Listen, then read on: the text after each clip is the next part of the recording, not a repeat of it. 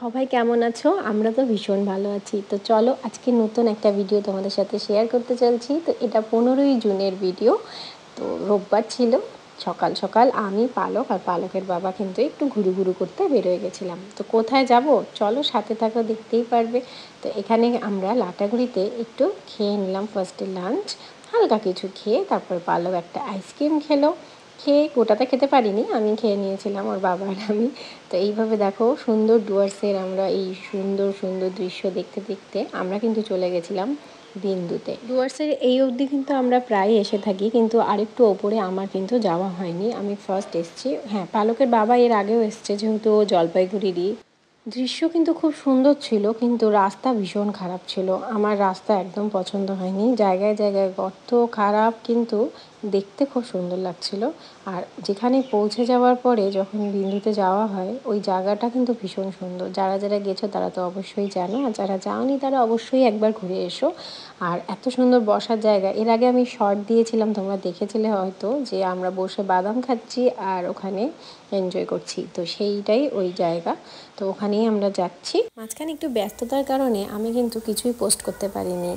আর তেমনভাবে কারো ভিডিও বা কারো পোস্টে আমার সেরকমভাবে রিয়্যাক্ট বা লাইক কমেন্ট করাও হয়নি। আর এই হলো সেই সুন্দর জায়গাটা, দেখতেই পাচ্ছ, এত সুন্দর লাগে দেখতে। আর এখানে বসে থাকলে তোমার দিন কিন্তু খুব সুন্দরভাবেই কেটে যাবে। আর পালকও কিন্তু ওর বাবা মার মতন ঘুরতে ভীষণ ভালোবাসে। আর যখন ঘুরতে যাওয়া হয় না, খালি বলতে থাকে, মা আমরা কবে ঘুরতে যাব। আর ঘুরতে গেলে আমি কিন্তু পা চোবাবো জলে।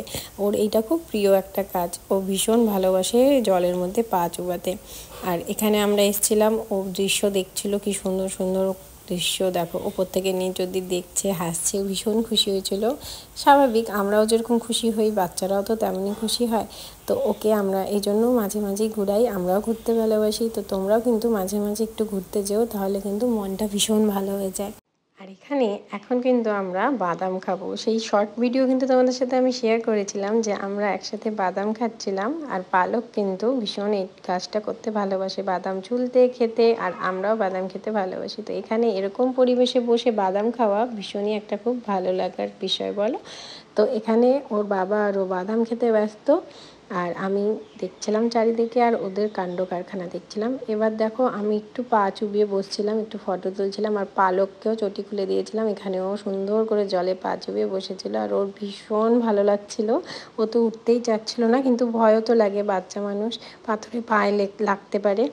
দেখো বাড়ি মারার চোট, দেখো ব্যথা লাগতে পারে, পড়ে যেতে পারে, জল ছিটছে, আমি কিন্তু বারবার না করছি, কিন্তু তারপরে ও করছে। তো পড়ে যেতে পারে বলে ওকে ওখান থেকে আমরা উঠিয়ে বেরোয় গেছিলাম। তারপরে আমরা এখান থেকে একটু কয়েকটা ফুল গাছ নিলাম। ফুল গাছ তো না, এখানে পাতাবাহারি বেশি ছিল, তো এরকমই নিলাম একটু গাছ। আর কয়েকটা জিনিস নিলাম, পালকের বাবা এই টুপিটা কিনে দিয়েছে, ওকে খুব কিউট লাগছে না?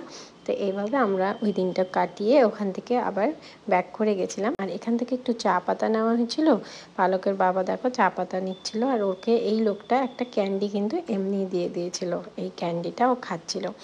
আর ও আরও 2-3টা ক্যান্ডি কিনেছিল, কিন্তু এত বাজে খেতে, তো ওগুলো আমরা ফেলেই দিয়েছিলাম। এখানে একটা ময়ূর দেখেছিলাম ফেরার সময়, তখন কিন্তু পালক ঘুমাচ্ছিল। আর এখানে গান শুনতে শুনতে আর এনজয় করতে করতে আমরা কিন্তু বাড়ি ফিরছিলাম। আর পালক তারপরে মাঝখানে উঠে গেছিলো। আর এই সময় যে ফেরার সময় যে দৃশ্যটা ছিল, দেখো তোমরা, এত সুন্দর লাগছে। কিছুক্ষণ ঘুমানোর পরে পালক উঠে গেছিলো। আর আমরা ফেরার সময় দমনি হয়ে যেহেতু ফিরেছিলাম, তো ওখানকার মোমো না খেলে কি হয়।